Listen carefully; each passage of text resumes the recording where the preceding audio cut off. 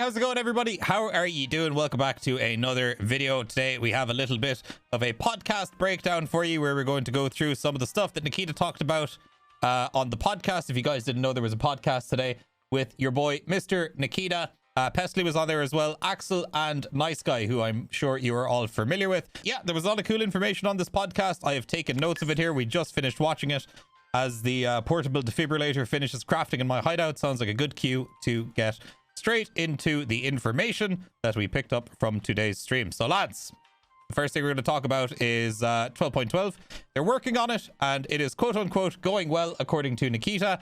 Right now they are focusing pretty much fully on finalizing the Lighthouse location. Now, something that we didn't know about Lighthouse is it is coming out in two phases. We're getting the first iteration of Lighthouse, which will have pretty much most, let's say, like, you know, 95% of the explorable area will be available to us, and it will be coming out without the in-raid trader and the sniper in the Lighthouse. So the first iteration, we will not have the in-raid trader and we will not have the sniper in the Lighthouse who protects the in-raid trader.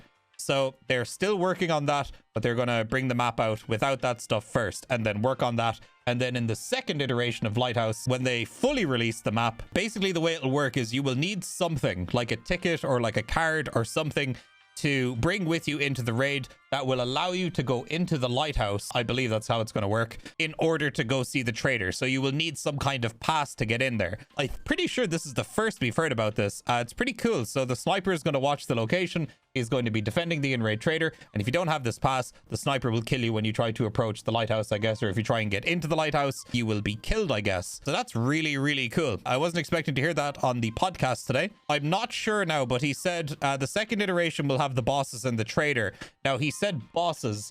Later on in the podcast, Nikita did mention that there is in fact going to be 4 bosses on Lighthouse altogether.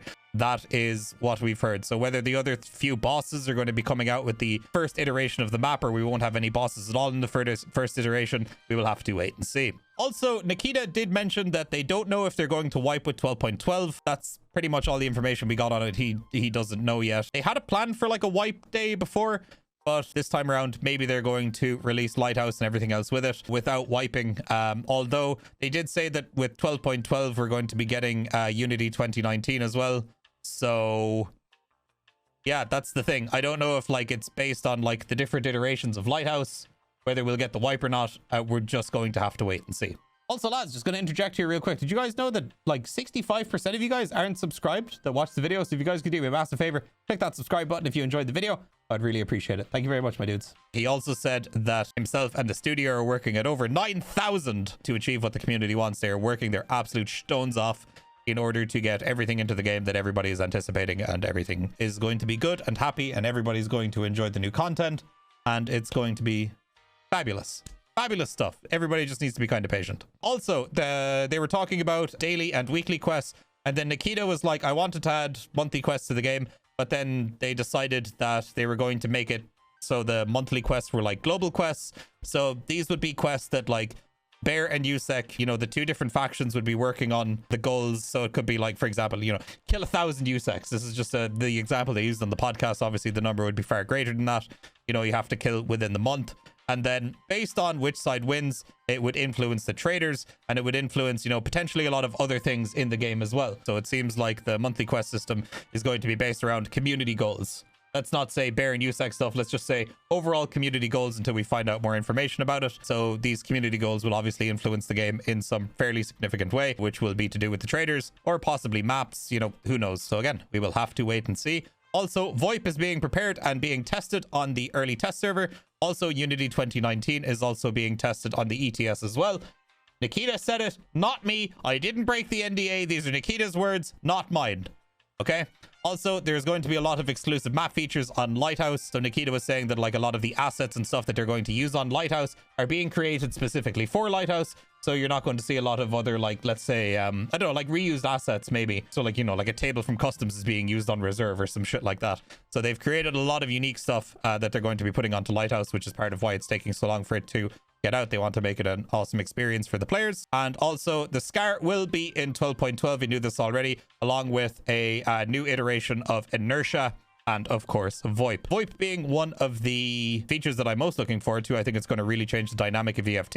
I think it's going to refresh the game quite a lot for a lot of different people who are looking for a different experience in EFT, and I think it's going to be very cool. Nikita has also said that he has plans to drag out the early game. However, he won't elaborate on it because he's afraid that if he elaborates on it now, people are going to take that information, they're going to go super meta with it, and they're going to be like, well, how are we going to cheese this? How can we do this faster with the information that we have? So he decided that it's probably going to end up being a surprise, so people can't be fucking cheesing shit from day one, and we won't all be level 40 within the first 12 hours of the wipe. Also, the prestige system will be in-game for sure. Nikita also mentioned, this is crazy, the Kappa container will not be lost on prestige, and I believe that once you get to the Kappa container, that is when you will be allowed to prestige. And then he also mentioned that there will be a special prestige trader who will sell special weapon parts and unique melee weapons. The special weapon part, Nikita said, will affect your weapon mastery. So it seems like maybe it'll level your weapon mastery up. Maybe it will give you special and unique animations that are only available to you. I doubt there will be any attachments that will actually affect the performance of the gun, because then people who have prestiged will have a significant advantage over people who have not prestiged. I'm sure it's all going to be purely cosmetic stuff. And also the Kappa will be different colors based on your prestige level. That was mentioned as a fleeting comment by Nikita. So I guess we'll wait and see whether we're going to get special colored dog tags depending on our prestige level, or special armbands on our arms and stuff. Yet remains to be seen. So yeah, I'm not sure. We will have to wait and see. Also, Nikita did talk about the existence of seasonal servers, very similar to those of you who've played Path of Exile or Diablo. You guys know that you have your standard character and then you have your seasonal character. So basically the way this works, for anybody who doesn't know, you've got your standard server that never wipes. You will always have gear on it. You will always have whatever you have on it, and it will never be wiped. However, then there will be a different server which will have seasonal wipes and probably different seasonal content added to it. And these are for the people that want to experience wipes in EFT, and then the people that don't want to experience wipes can just play on standard servers. So that is also going to be a thing, which is very cool. Nice to have 100% confirmation on it. Also, then Nikita talked about the second iteration of weapon malfunctions was also be coming with 12.12. Then also some of the new weapons. Obviously, we know about the SCAR has been mentioned already. However, what I didn't hear in the last podcast, or maybe I missed it, we're both getting a heavy and a light variant for the SCAR. So I think a lot of people that wanted the 7.62 SCAR are going to be happy with that. And I can only assume for the light ammo, it's maybe a 5.56 SCAR. I'm not really sure. Maybe some of you weapon enthusiasts will be able to elaborate on that a little bit better for me. Or will it just be one SCAR, two different types of barrels and receivers that you would swap out in order to change the ammo type of the weapon? I guess that'll be pretty cool, and I guess we'll have to wait and see how it works. We're also going to be getting the shotgun revolver along with the double barrel shotgun as well. I believe the Unity 2019 patch coming with 12.12 as well. DLSS will also be coming with 12.12, hopefully. Nikita said there's going to be a lot of really cool optimizations and features and stuff like that, on top of like better networking tools for the team. And then it will also introduce HDRP, which is high definition render pipeline. For any of you game developers out there, as you guys know more about this shit than I do, I have no idea what that means, but I believe it just means a better pipeline for the devs working on game stuff, and it'll make it easier and everything will be able to come out faster. And it all just sounds like very good things, and hopefully we're getting this with 12.12. Also, for those of you that like this feature, I guess, or play with your friends a lot, a new lobby system where you will stay in a group with your pre-made group of friends, so that when you like die in a raid or like leave a raid or whatever, you go back into the lobby, you won't have to like re-invite your friends. You will all just be there when everybody's in the lobby and ready. So that's pretty cool. Combining meds is also a planned quality of life feature, which will be added soon TM. Also, full loadout presets will also be added soon TM. Now, lads, one thing I will leave you guys with. Let me just open my display capture here real quick. We also did get this screenshot of the suppressed UMP. So, lads, everybody out there who wanted the suppressed UMP, there it is.